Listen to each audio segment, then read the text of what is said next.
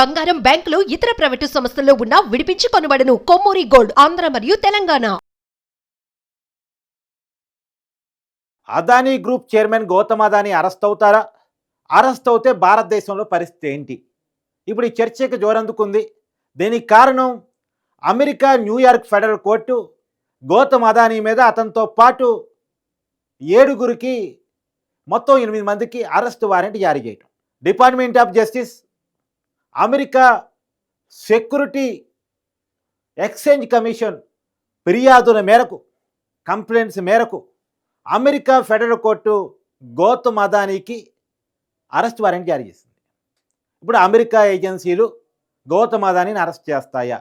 నిజానికి గౌతమ్ అదానీ ప్రపంచవ్యాప్తంగా పేరు పొందిన వ్యాపారవేత్త అయి ఉండొచ్చు, కానీ అతను పుట్టింది గుజరాత్, అతను భారతీయుడు. సో ఒక భారతీయ పౌరుణ్ణి అరెస్టు చేయాలంటే భారత ప్రభుత్వం సంప్రదింపుల ఆధారంగా మాత్రమే సాధ్యం. ఇప్పుడు గౌతమ్ అదానీ మీద ఉన్న కేసు ఏంటి అంటే, గౌతమ్ అదానీ అదానీ గ్రీన్ ఎనర్జీ అనేటువంటి కంపెనీని స్థాపించేసి దాంట్లోకి ఇన్వెస్ట్మెంట్స్ని ఓపెన్గా పిలిచాడు. అమెరికాలో కూడా ఇన్వెస్టర్లను ఆహ్వానించాడు.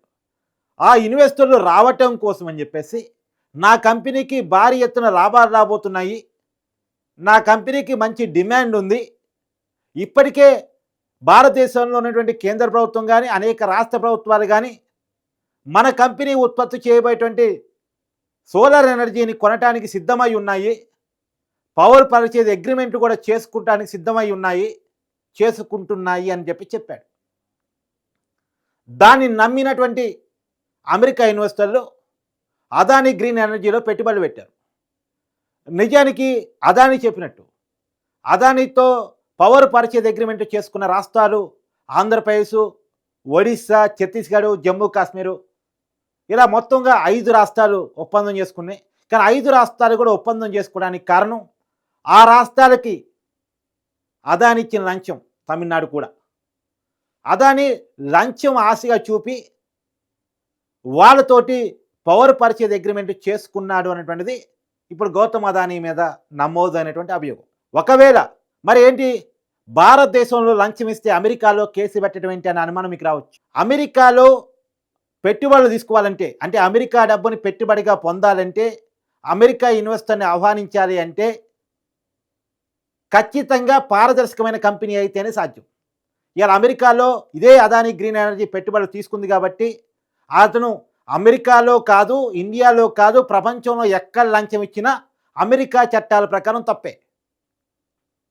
ఒక్కసారి అమెరికా పెట్టుబడి తీసుకున్న తర్వాత నిజాయితీగా, పారదర్శకంగా, అవినీతికి తావు లేకుండా, ఎలాంటి ఇల్లీగల్ ప్రాక్టీసెస్కి అవకాశం లేకుండా కంపెనీ నడవాల్సిందే. అమెరికా చట్టాల నిబంధన ప్రకారం నడవాల్సిందే. ఒకవేళ అదానీ గ్రీన్ ఎనర్జీలో అమెరికా పెట్టుబడులు లేకపోయి ఉంటే అమెరికా ప్రభుత్వానికి సంబంధం లేదు. కానీ అమెరికా పౌరుల పెట్టుబడులు, అమెరికా కంపెనీల పెట్టుబడులు, అమెరికా బ్యాంకుల పెట్టుబడులు అదానీ గ్రీన్ ఎనర్జీలో ఉన్నాయి కాబట్టి ఇలా అమెరికా ఏజెన్సీలు కేసులు పెట్టాయి. విషయం మీకు అర్థమైంది కదా. అంటే ఇప్పుడు అమెరికా ఏజెన్సీలు వాళ్ళ చట్టాల పరిధిలో గౌతమ్ అదానీని అరెస్ట్ చేయాలి. ఎందుకంటే కోర్టు అరెస్ట్ వారెంట్ జారీ చేసింది కాబట్టి గౌతమ్ అదానీని అరెస్ట్ చేయాలి. అదే అమెరికా పౌరుడైతే ఈజీగానే అరెస్ట్ చేస్తారు, కానీ అతను భారతీయ పౌరుడు. నిజానికి అమెరికాలో ఒక్కసారి అరెస్ట్ వారెంట్ జారీ అయిన తర్వాత అతను ఎలాంటి స్థాయి ఉన్నవాడైనా సరే అమెరికా ఏజెన్సీలు ఆలోచించం. దానికి వాళ్ళకి స్థాయితో సంబంధం లేదు. అమెరికా పోలీసు చాలా కఠినంగా పనిచేస్తుంది. అమెరికా అధ్యక్షుడు ఇంట్లోకి కూడా పోయి సోదాలు నిర్వహిస్తుంది. వాళ్ళకి అంత రైట్స్ ఉంటాయి. ఇప్పుడు కానీ అతను భారతీయ పౌరుడు కావటం వల్ల గౌతమ్ అదానీని అరెస్ట్ చేయడం అనేది చాలా క్రిటికల్. భారత ప్రభుత్వంతో సంప్రదింపులు చేసి భారత ప్రభుత్వం ఒప్పుకుంటేనే చెయ్యాలి.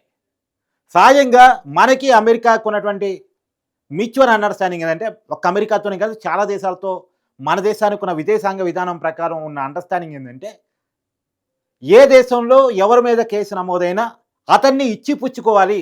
ఇప్పుడు మన దేశంలో నేరస్తుడు ఉన్నాడు, కేసు నమోదైంది అమెరికాలో, ఆ నేరస్తుడు మన దేశ పౌరుడు, మన దేశంలో తలదాచుకున్నాడు అంటే ఖచ్చితంగా మనం వాళ్ళకు అప్పచెప్పాలి. ఒకవేళ అమెరికా పౌరుడు మన దేశంలో ఏదైనా కుట్ర చేసినా, అవినీతి చేసినా, ఇంకేదైనా చేసినా, మనం కేసు పెట్టినా అమెరికా మనకు అతను అప్పచెప్పాలి. ఇలాంటి ఇచ్చి పుచ్చుకునే ధోరణి చాలా దేశాలతో మనకుంది, అమెరికాతో కూడా అలాగే ఉంది. ఇప్పుడు ఆ లెక్క ప్రకారం, ఆ దౌత్య నీతి ప్రకారం గౌతమ్ అదానీని మనం అమెరికా ఇన్వెస్టిగేషన్స్కి అప్పచెప్పాలి. కానీ ఇక్కడే అసలు విషయం ఉంది. నిజానికి గౌతమ్ అదానీకి భారత ప్రభుత్వంతో మంచి సంబంధాలు ఉన్నాయి. ప్రధానమంత్రి నరేంద్ర మోడీ గారితో మంచి సంబంధాలు ఉన్నాయి. ఆయన సొంత రాష్ట్రం గుజరాత్కి సంబంధించిన వ్యక్తి.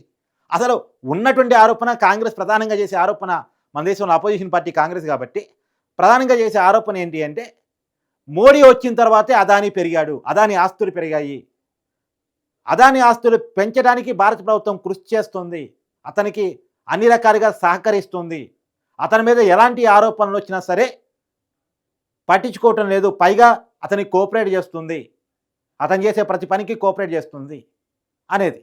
నిజానికి అలా అదానీని ఒప్పచెప్పాలంటే మోడీ గారితో ఉన్న వ్యక్తిగత సంబంధాలు, బీజేపీతో ఉన్న సంబంధాలు, కేంద్ర ప్రభుత్వంతో ఉన్న మంచి సంబంధాలు అనేది ఒక్కసారి రాజకీయ అంశాలు అనేది ఒకసారి పక్కన పెట్టేస్తే, అదానీని కనుక అప్పచెప్తే భారత ఆర్థిక వ్యవస్థలో పెనుమార్పులు వచ్చే అవకాశం ఉంటుంది. ఎందుకంటే ఇవాళ అదానీ సామ్రాజ్యం అనేది బొగ్గు నుంచి బంగారం వరకు, నూనె నుంచి నేల మానిగల గనుల వరకు, అన్ని రంగాల్లో కూడా, విమానాల వరకు, అంటే నేల నుంచి నింగిలో ఎగిరే విమానాల వరకు అన్నిట్లో కూడా అదానీ పెట్టుబడి పెట్టున్నాడు. ఇప్పుడు మీకు 2 ఉదాహరణలు చెప్తా. అదానీ మీద అదానీ చేసినటువంటి తప్పులు అని పేరుతోటి ఇండియన్ బర్గ్ ఒక నివేదిక రిలీజ్ చేసింది. అదానీ కంపెనీలు అవినీతికి పాల్పడ్డాయని, చాలామందిని మోసం చేసి ఎదిగాడని ఇండియన్ బర్గ్ ఒక నివేదికను గతంలో ఇండియన్ బర్గ్ అనేటువంటి ఒక పెద్ద మ్యాగజైన్, ఇంటర్నేషనల్ మ్యాగజైన్ ఒక కథనాలు ప్రచారం చేసింది. ఆ కథనాలు ప్రచారం చేయగానే ఒక్కసారిగా అదానీ షేర్లు పడిపోయాయి. కొన్ని లక్షల కోట్ల నష్టం వచ్చింది, 5 లక్షల కోట్ల నష్టం వచ్చింది. నిన్నటికి నిన్న అదానీ మీద అరెస్టు వారెంట్ జారీ చేశారు అనే వార్త రాగానే 2 లక్షల కోట్ల షేర్లు పడిపోయాయి. అంటే అదానీ సామ్రాజ్యం యొక్క విలువను అర్థం చేసుకోండి మీరు. ఒక్క అదానీ తప్పు చేశారంటే 5 లక్షల కోట్లు, అదానీ మీద అరెస్టు వారెంట్ జారీ అయిందనే ఒక వార్త 2 లక్షల కోట్లు, అది కూడా అమెరికాలో జారీ అయిందన్న వార్త. కాబట్టి ఇప్పుడు అదానీ నిజంగా అరెస్ట్ చేస్తే అదానీ షేర్ల పరిస్థితి ఏంటి, అదానీ షేర్లను నమ్ముకున్న మదుపరుల పరిస్థితి ఏంటి, ఆ మదుపరుల కుటుంబాల పరిస్థితి ఏంటి? ఒక్కసారిగా వేలాది కుటుంబాలు రోడ్డును పడే పరిస్థితి ఉంటుంది. స్టాక్ మార్కెట్ అదానీ షేర్ల ప్రభావం అనేటువంటి చాలా తీవ్రమైంది. ఒక్కసారిగా పడిపోయే అవకాశం ఉంటుంది. కొన్ని వేలాది మంది కుటుంబాలు రోడ్డును పడేటువంటి అవకాశం ఉంటుంది. ఒకటి. రెండోది, అదానీ కంపెనీలు వాణిజ్య ప్రభావం పడుతుంది. అంటే షేర్ మార్కెట్ అదానీ షేర్లు పడిపోతే ఆ ప్రభావం అదానీ కంపెనీల మీద, దాని మార్కెట్ మీద పడే అవకాశం ఉంటుంది. అదానీ కంపెనీలని మార్కెట్ నమ్ముకొని లక్షలాది మంది పనిచేస్తున్నారు. అంటే వేలాది మంది ఉద్యోగులు అనుకున్న వాళ్ళ కుటుంబాలు అంతా కలిపి లక్షలాది మంది. అదానీ కంపెనీలో దగ్గర దగ్గర 1,00,000 మంది ఎంప్లాయీస్ అయినా ఉండుంటారనేది ఒక అంచనా, సబ్జెక్ట్ టు కరప్షన్. అంటే ఒక వ్యక్తి కాదు, అతని కుటుంబం కూడా కలిపితే కొన్ని లక్షలాది కుటుంబాలు ఇవాళ అదానీని అరెస్ట్ చేస్తే ఒక్కసారిగా కుదులయ్యే పరిస్థితి ఉంది. వాళ్ళ ఆర్థిక వ్యవస్థ మీద పడే ప్రభావం తీవ్రంగా ఉంటుంది. అంటే నిజంగా లక్షలాది మంది కుటుంబాల మీద ఆర్థికంగా అదానీ అరెస్ట్ ప్రభావం పడితే అది భారత ఆర్థిక వ్యవస్థ మీద పడుతుంది. అంటే మన దేశ ఆర్థిక వ్యవస్థ మన పౌరుల ఆర్థిక పరిస్థితిని బట్టి ఉంటుంది కాబట్టి అది ఖచ్చితంగా దేశం యొక్క ఆర్థిక వ్యవస్థ మీద పడుతుంది. మన దేశ జీడిపి మీద పడుతుంది, మన దేశ ద్రవ్యోల్బణం మీద పడుతుంది, మన దేశ సహజ కొనుగోలు రేటు మీద పడుతుంది. కాబట్టి ఒకే ఒక్క వ్యక్తి అరెస్టు అనేటువంటిది మొత్తం భారతదేశ ఆర్థిక వ్యవస్థ మీద తీవ్రమైనటువంటి ప్రభావం చూపించే అవకాశం ఉంటుంది. అంటే కొద్దిమంది వ్యక్తుల మీద ఆర్థిక వ్యవస్థ ఆధారపడితే సహజంగా జరిగేది ఇదే. అందుకే చాలామంది అంటుంటారు, కేవలం 10% మంది చేతుల్లో 90% సంపద ఉంటుంది, 90% మంది చేతుల్లో కేవలం 10% సంపద మాత్రమే ఉంటుంది. ఈ దేశాన్ని 10% మంది మాత్రమే ఏలుతూ ఉన్నారు, మిగతా 90% మంది ఈ 10 మంది చేతుల్లో 90% మంది 10 మంది కింద పనిచేస్తూ ఉన్నారు. ఇది కరెక్ట్ కాదు, ఆర్థిక సమతుల్యం లేదు అని చాలామంది ఇందుకే వాదిస్తారు. ఇప్పుడు ఈ 10% మంది కనుక కొలాప్స్ అయ్యారనుకోండి, మొత్తం దేశ ఆర్థిక వ్యవస్థ కొలాప్స్ అయిపోతుంది.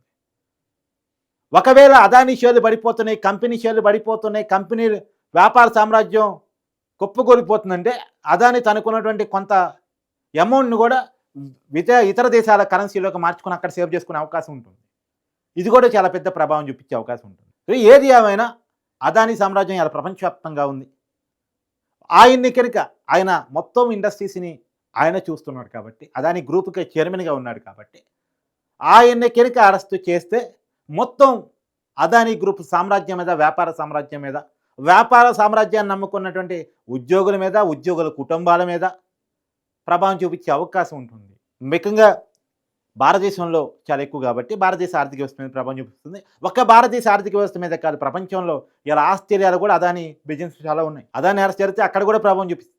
కానీ అక్కడికంటే భారతదేశంలో ఎక్కువ ప్రభావం చూపిస్తుంది. ఎందుకంటే అదానీ వ్యాపార సామ్రాజ్యం అంతా 80% భారతదేశంలో కాబట్టి 70-80% భారతదేశ ఆర్థిక వ్యవస్థ మీద ప్రభావం చూపించే అవకాశం ఉంటుంది.